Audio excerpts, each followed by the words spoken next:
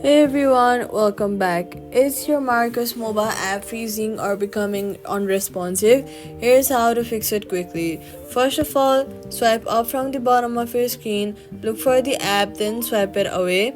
After you swipe it away, you're going to go ahead and open your app store and check if there are any updates available for the Marcus app.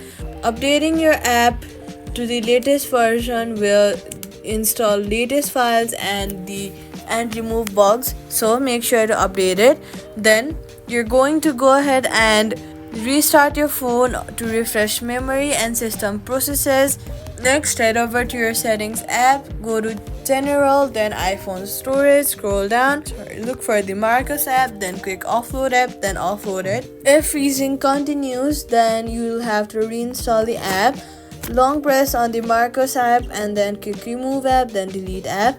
Then to reinstall, head over to your app store, look for Marcus app and then install the app. After installing, reopen it. After these steps, the Marcus app should run smoothly without freezing, and that's it. Subscribe for more quick fixes.